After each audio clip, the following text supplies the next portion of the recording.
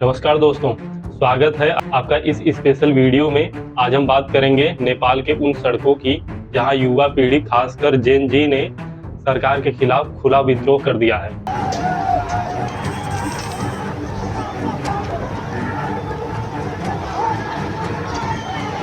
सितंबर 2025 का ये प्रोटेस्ट सिर्फ एक बैन की वजह से नहीं हुआ, बल्कि ये सालों की जमा हुई नाराजगी का विस्फोट है। आखिर क्यों नेपाल के युवा सड़कों पर उतर आए?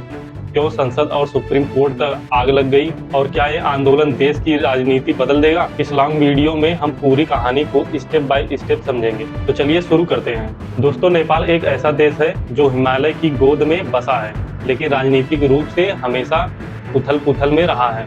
2008 में राजशाही खत्म होने के बाद नेपाल लोकतंत्र की ओर बढ़ा, लेकिन ये सफर आसान नहीं रहा। बार बार सरकारें बदली, गठबंधन टूटे और भ्रष्टाचार का बोलबाला रहा। 2025 तक आते आते देश की अर्थव्यवस्था डगमगा चुकी थी। युवा बेरोजगारी की चपेट में थे।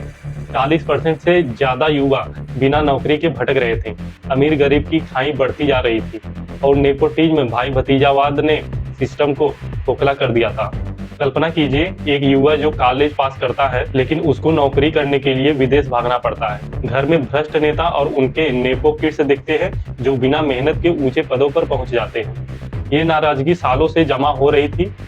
सोशल मीडिया पर युवा अपनी आवाज उठा रहे थे। नेपाल यूथ रिवोल्ट जैसे हैशटैग ट्रेंड कर रहे थे, लेकिन सरकार ने इसे दबाने की कोशिश की। अब सवाल ये है, ये प्रोटेस्ट अचानक क्यों फूट पड़ा? ट्रिगर क्या था? सितंबर 2025 की शुरुआत में नेपाल सरकार ने एक बड़ा कदम उठाया। उन्होंने फेसबुक, इंस्टाग्राम, व्हाट्सएप समेत 26 सोशल मीडिया प्लेटफॉर्म पर बैन लगा दिया। वजह ये बताई गई कि ये कंपनियां सरकार के रजिस्ट्रेशन डेडलाइन पर समय पर रजिस्टर नहीं हुई।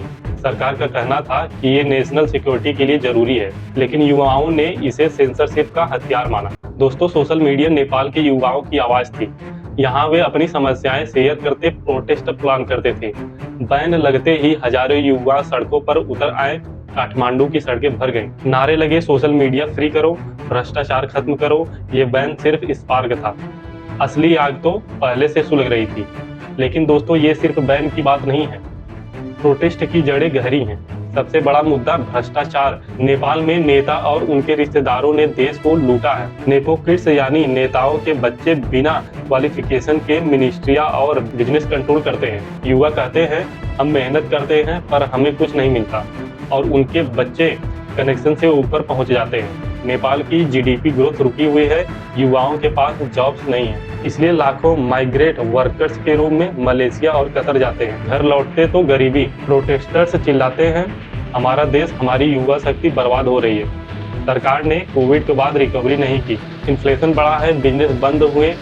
युवा महसूस करते हैं कि सरकार उनकी सुन रही है। एक प्रोटेस्टर ने कहा, हर युवा देश छोड़ रहा है, हम अर्थव्यवस्था सुधारना चाहते हैं। अब देखते हैं कि ये प्रोटेस्ट कैसे हिंसक हो गया। इस प्रोटेस्ट ने नेपाल को हिला दिया, अर्थव्यवस्था को झटका लगा, टूरिज्म रुका, बिजनेस जल गए।